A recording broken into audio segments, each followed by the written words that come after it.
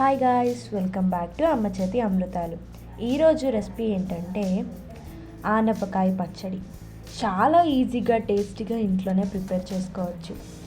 ఎలా ప్రిపేర్ చేసుకోవాలి ఈ వీడియోలో చూద్దాం. ఫస్ట్ మనకి కావాల్సిన ఇంగ్రీడియంట్స్: కరివేపాకు, పోపులు, జీలకర్ర, ఉప్పు, ఎండుమిరపకాయలు, వెల్లుల్లి, నువ్వులు పప్పు, చింతపండు. ఆనపకాయ తీసుకొని నేను ఏ విధంగా కట్ చేస్తున్నానో ఆ విధంగా కట్ చేసుకోండి.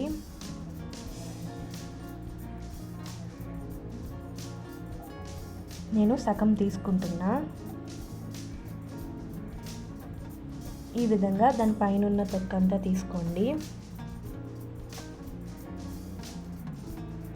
అంతా తీసేసుకున్న తర్వాత ఈ విధంగా చిన్న ముక్కలు కట్ చేసుకోండి.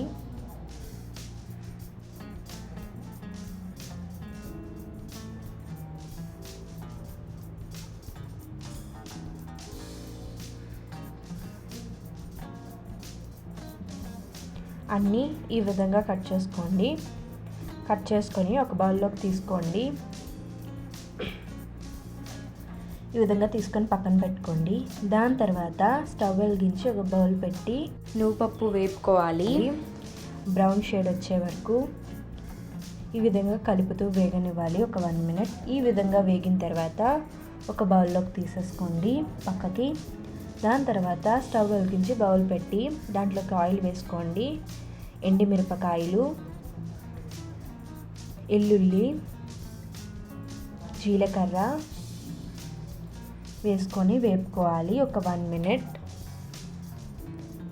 ఈ విధంగా వేగిపోయిన తర్వాత ఒక పక్కకు తీసుకోండి. పక్కకు తీసుకున్న తర్వాత దాని తర్వాత దీంట్లోకి ఆనపకాయ ముక్కలు అనేవి వేసేయండి. కట్ చేసి ఉంచుకున్నాం కదా, అవి వేసి బాగా ఫ్రై చేసుకోవాలి. ఒక 5 minutes వరకు కలుపుతూ ఫ్రై చేసుకోండి.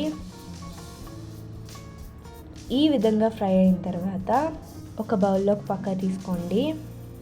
అంతా తీసుకున్న తర్వాత మిక్సీ జార్లోకి వేపుకున్న ఆనపకాయ ముక్కలు అనేవి వేసేయండి. దీంట్లోకి మనం ఫ్రై చేసి ఉంచుకున్న ఎండుమిరపకాయలు, వెల్లుల్లి వేసుకొని వేపి ఉంచుకున్న నువ్వుపప్పు కూడా వేసుకొని దాని తర్వాత చింతపండు కూడా వేసుకోండి. తగినంత ఉప్పు వేసుకొని మిక్సీ చేసుకోండి. ఈ విధంగా పేస్ట్లా చేసుకోండి. ఒక బౌల్లోకి తీసుకోండి. ఆ పేస్ట్ అంతా తీసుకున్న తర్వాత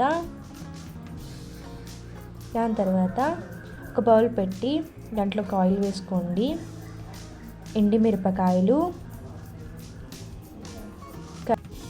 కరివేపాకు, పోపులు,